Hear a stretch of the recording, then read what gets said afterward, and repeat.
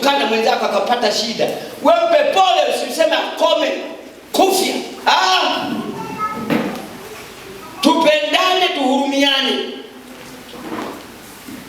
Jamani, Bwana asifiwe. Hapo yeye jiti hapo kama kuna binti kadogo tu kama mama alikuwa anauza sokoni hapo. Kumbe mume wake anaenda kumfuata na pikipiki, anampeleka kwenye biashara, jioni anamfuata. Watu wanajifanya anapenda, kumbe hawataki, wanachukia vibaya sana. Sasa amejenga kajumba kake. Nyie si mkanijenge kajumba, mimi mmeshindwa. Kajumba kadogo tu, maana sina watoto tena, wote akina Faraja wameondoka. Mimi nabaki na mimi na msister. Ni chumba sebule kadogo tu kazuri kale kamekaa tu hapo, kadogo tu kama uyoga kule. Na hapo tuko hapo tunapiga mrusi hapo, tunakunywa kahawa. Tunamalizia mwendo wetu hapo. Amejenga nyumba mtoto wa watu. Tukatoe kile kifusi tupige deki kule. Tuingie Jumamosi usiku. Ajalala wameangalia movie, wamekaa na mume wake, wamemaliza, wanalala, mwenzake na koroma. Kuna koromaji. Amjibu. Ndio nini umelala vibaya wewe? Anamtuliza. Mwingine sio nimegeuka. Njoo kumpeleka hospitali. Mbona umetuletea maiti? Nyumba yake hajakaamu. Mimi ndio maana sipendi. Eti harusi hapana mpaka tujenge. Tujenge kwanza. Tutajenga, tutaoa, tutazika, tutalazwa. Yaani kila kitu kitaenda. Mungu atatukuta pale tutakapokomea. Jamani, Bwana asifiwe.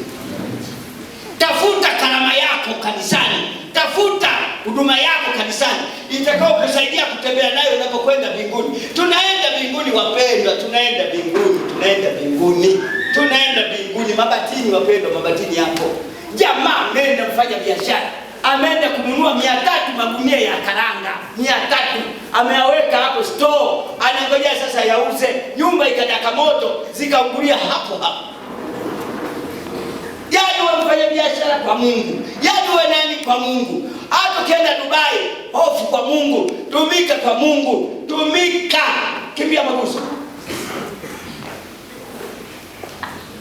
Kimbia. Wafilipi 3:21. Wafilipi sura ya 3 mstari wa 21, neno la Mungu linasema, atakayeubadili mwili wetu wa unyonge upate kufanana na mwili wake wa utukufu. Tutabadilika tufanane na yeye. Tutabadilisha mwili wa unyonge huu unaokasirika huu. Unasikia maumivu. Unaosikia unataka sifa huu. Utaondoka, utakuja ule wa utukufu. Kama Musa tutabadilika. Tutaonekana tuko pamoja na Mungu.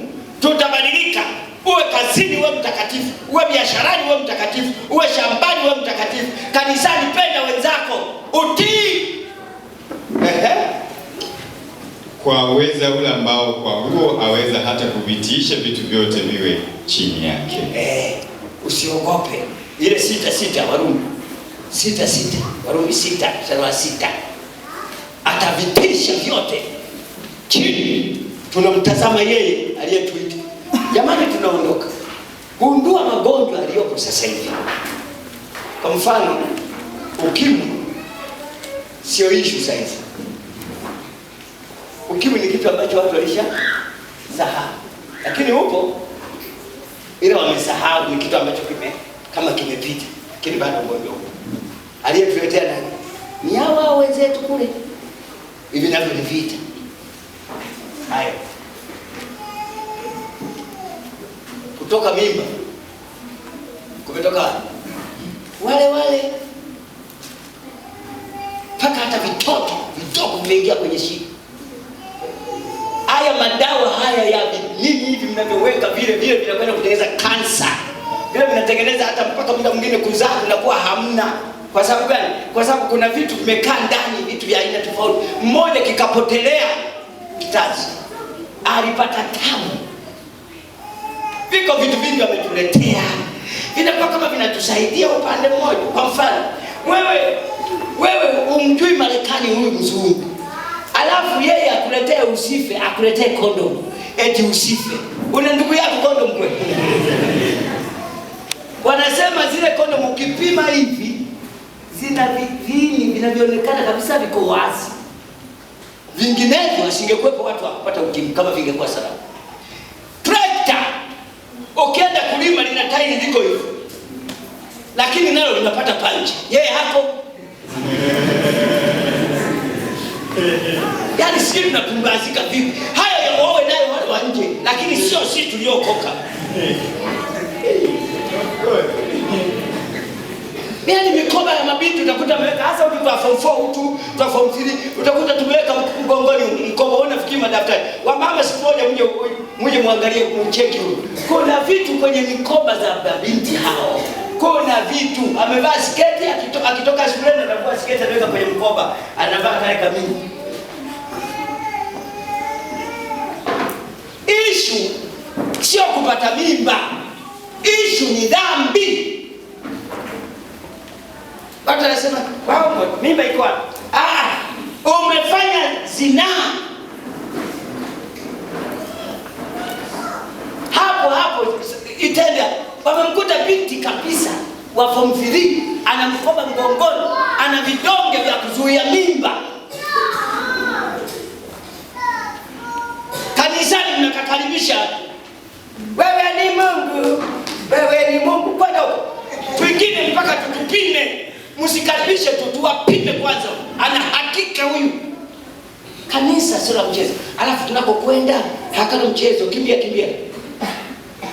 Hiyo Warumi 6:6.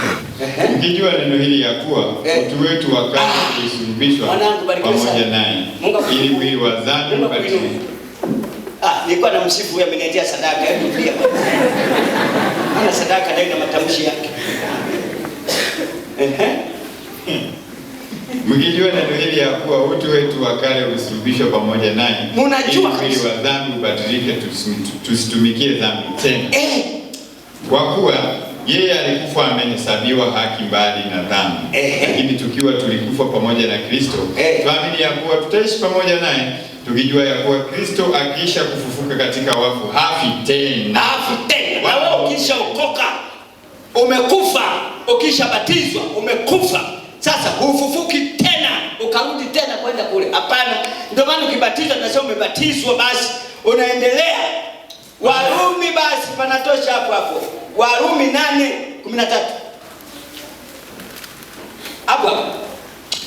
Kwa maana kama tukiishi kwa kufuata mambo ya mwili, tunataka kufa. Unasikia ajenda hii?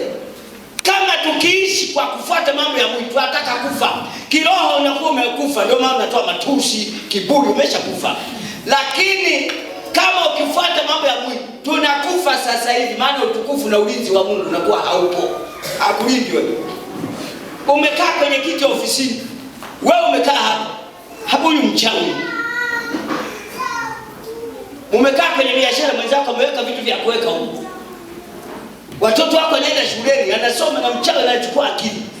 Hapo upeta hapo. Imetokea juzi. Hapo. Wanasema vitoto vimekaa mule, ni darasa la form 4 form 3.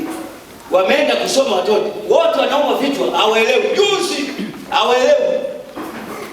Anaenda mwalimu mwingine naye haelewi, anafundisha pale haelewi. Viko mule vitoto. Sasa wakafanya mpango, tutoke kwenye darasa hili. Twende kwenye darasa lingine. Huko ndio kuko salama. Kwenda mule hamna. Maana limezindikwa limezingiwa na majeshi ya kuzimu. Na vitoto viko mule. Tukisema walimu muokoka hawataki. Wanafundisha. Moja alianza kupiga fimbo ikang'ang'ania hapa.